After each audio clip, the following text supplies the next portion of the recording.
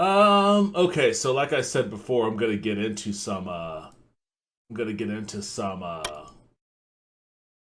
it open. I'm gonna get into some Hellish Quart. But first I wanna watch some videos, get me amped up for some sword fighting. Let's see this.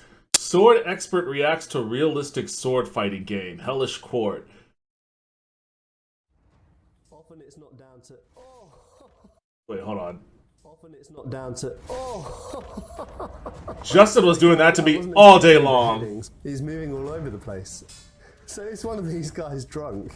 I'm Matt Easton. I run a historical fencing club specialising in longsword and saber fencing. And I'm going to be looking today at the game Hellish Quart. And I'm going to be Hellish seeing Quart. what I think of the game in terms of its historical credibility, what the fighting looks like, and whether it looks like fun as well.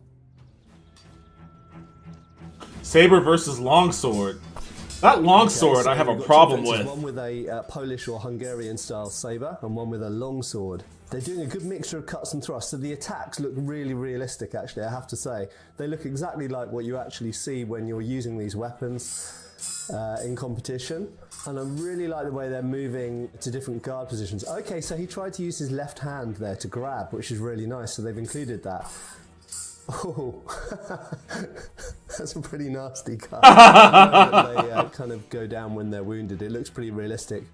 Unfortunately, I've seen a few accidents happen in my time, and those are fairly realistic reactions to when people are wounded.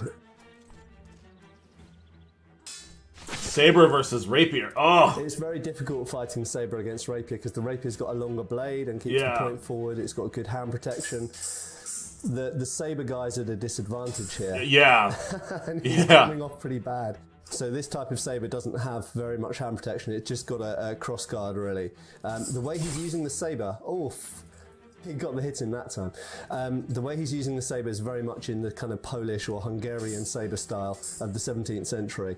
And the woman's using a 17th century rapier. Oh!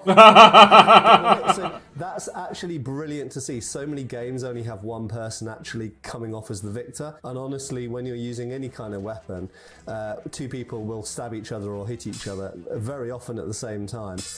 And we know this happened in real duels as well, because it's mentioned in the historical accounts.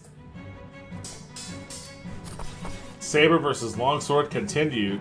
So I really like the guard positions they're using. They are based on real historical guards. The only thing I would say is the longsword is quite forward presented, but the longsword's an earlier period sword, and I guess you'd have to adapt. I like the fact there's a lot of double woundings here. That's completely realistic and very much what you see when you actually, like in tournaments when people are fencing.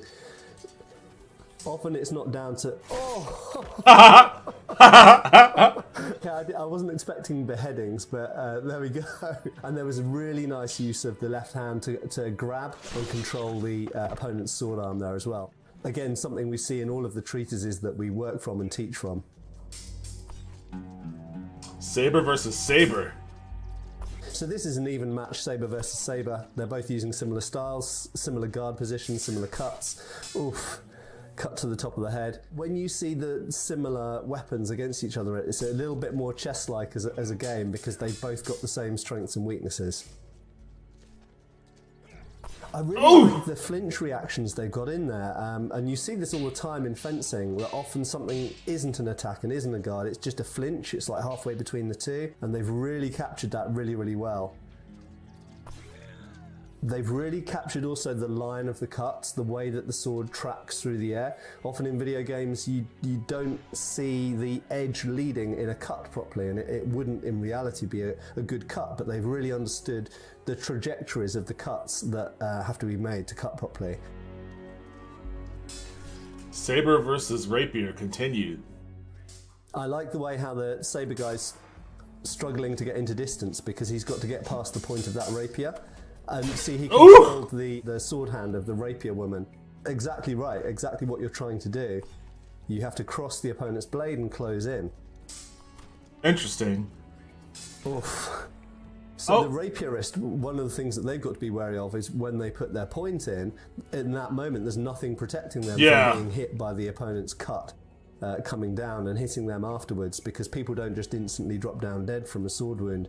So I love the fact that they've got as many double hits as they have in this game. I imagine that playing this, it's going to be quite difficult to not just get double hit, double hit, double hit. That's what was happening to Justin and I all the time. Oh, what the fuck? Again, a double hit, but Justin and I were double hitting each other often. Expert versus drunkard. Very nice. Okay. What is happening? So one of these guys drunk. He's moving all over the place. That looks like a bug. That's definitely a bug. I don't know quite what to make of that. It's quite confusing actually to face that. I guess I don't know, maybe that's some particular strategy he had, or whether he's literally wasted. I don't know.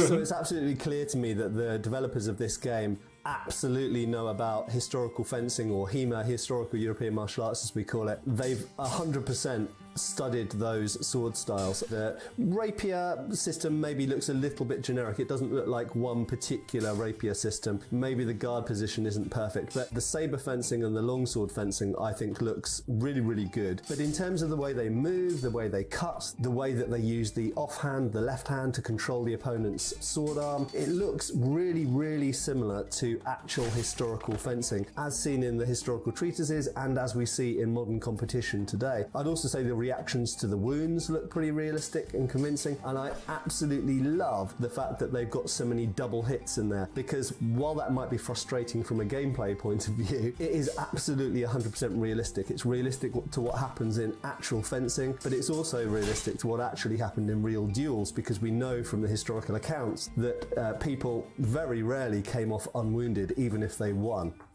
For even more on Hellish Quart, why not check out our gameplay video? So there you go, from the expert himself. Double hits happen all the time.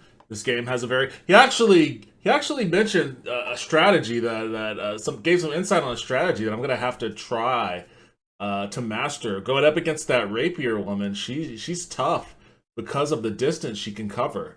But he mentioned how the Saber dude came in on her opposite of her sword hand, and like controlled her sword arm by coming in that direction, and was able to swoop down on her with his saber. I'm gonna see if I can master that. I gotta get better. I'm gonna start using this dude more. I gotta get better with him. Hey guys, thanks for watching this video. If you liked what I said, what Justin said, if you like the content we're providing, if you had any kind of laughs at all, even if you hate us, if you hate my guts, if you want to stab me, if you want to say all sorts of horrible things to me, cool.